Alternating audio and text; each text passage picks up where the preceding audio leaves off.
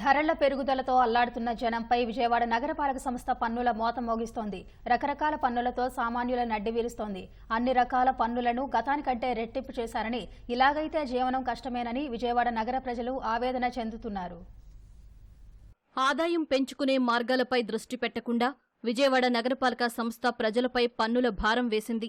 ఆస్తి పన్ను, ఖాళీ స్థలాలపై పన్ను, చెత్త పన్ను, ఇంటి పన్నుల పేరుతో మునిపెన్నడూ లేనంత భారం మోపింది. 3 ఏళ్లుగా సుమారు 328 కోట్ల రూపాయల పన్నుల భారం వేసిందంటే పరిస్థితి తీవ్రతను అర్థం చేసుకోవచ్చు.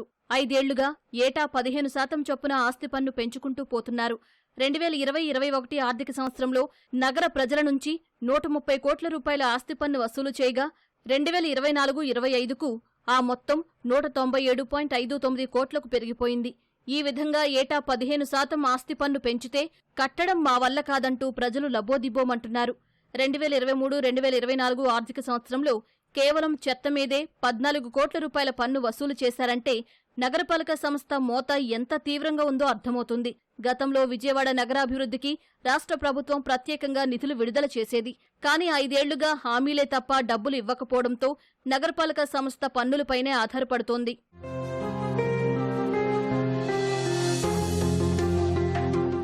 గత 5 ఏళ్లలో పన్నులు వసూలు చేయడం తప్ప ఎలాంటి అభివృద్ధి జరగలేదని విజయవాడ ప్రజలు అంటున్నారు. నగరపాలక సంస్థ వేస్తున్న పన్నులు కట్టలేక తీవ్రంగా ఇబ్బంది పడుతున్నామని వాపోతున్నారు. ఈరోజు రాష్ట్ర ప్రభుత్వం ట్యాక్స్ వేస్తా ఉంది. చెత్త పన్ను సంవత్సరానికి 2 సార్లు ఇంటి పన్ను పేరుతో ఇవన్నీ దానిలో ఉంటున్నాయి. కానీ మళ్ళీ ఇవన్నీ వేస్తే ఎట్లా అసలు కట్టగలిగేది? ఏం తినాలి? ఇంకో ప్రక్కన నిత్యావసర వస్తువులు ధరలన్నీ పెరిగినాయి.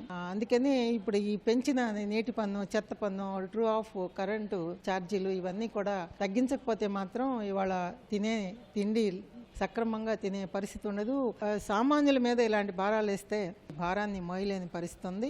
ఆంధ్రప్రదేశ్ ప్రజల మీద విపరీతంగా పన్నులు మోపేటువంటి కార్యక్రమం నడుస్తూ ఉంది. ఇళ్ల పన్నులు, అదేవిధంగా నీటి ఛార్జీలు పెంచారు, చెత్త పన్ను లాంటిది విధించారు, బలవంతాన వసూలు చేసేటువంటి కార్యక్రమం అనేటువంటిది చేస్తా ఉన్నారు. పరోక్షంగా ఇవాళ విద్యుత్ ఛార్జీలు, ఆ విద్యుత్ ఛార్జీలు కూడా విపరీతంగా పెంచారు. రాష్ట్ర ప్రజానీకాన్ని ఇది ఉక్కిరి బిక్కిరి చేస్తున్నటువంటి పరిస్థితి ఉంది. ఈ ప్రభుత్వాలు ఇట్లా గనక బాత్తా వెళ్లిపోయేట్టుగా కనుకుంటే ఇది ఒక రాక్షస ప్రభుత్వాల్లాగా తయారవుతాయి.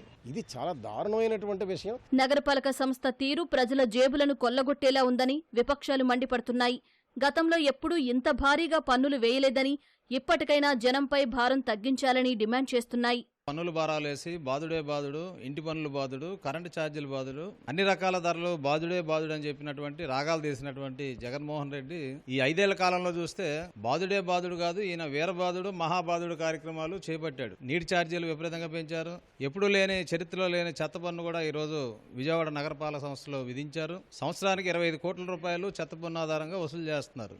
అంటే 100 కోట్ల రూపాయలు నగర ప్రజల మీద భారాలు వేసి ఇచ్చిన హామీల్ని తూట్లు పొడిచినటువంటి జగన్మోహన్ రెడ్డి గారి ప్రభుత్వం. ఆస్తి పైన పన్ను జగన్మోహన్ రెడ్డి అధికారంలోకి రాగానే 1000 రూపాయల పన్ను 4000 అయింది. ఎంత దుర్మార్గం అంటే ఈ ప్రభుత్వం మతిలేని ప్రభుత్వం. చెత్త మీద పన్ను ఏంటండి? చెత్త ప్రభుత్వం కాకపోతే ఎలక్షన్ లో ఆయన్ని దారుణంగా ఓడించి గద్దె దింపేస్తున్నారు కాబట్టి సరిపోతుంది. కానీ లేదంటే మనం వేసుకునే బట్టల మీద, మనం పీల్చే గాలి మీద కూడా జగన్మోహన్ రెడ్డి పన్నులేసేటువంటి సిద్ధహస్తుడు జగన్మోహన్ రెడ్డి. ఈ పన్నుల ద్వారా రాష్ట్ర ప్రభుత్వం ప్రజల్ని బాదుడు జలగలాగా ప్రజల రక్తం పిండిన వ్యక్తి జగన్మోహన్ రెడ్డి. వచ్చే ప్రభుత్వమైనా పన్నుల భారం వేయకుండా ఇతర ఆదాయ మార్గాలపై దృష్టి సారించాలని ప్రజలు కోరుతున్నారు.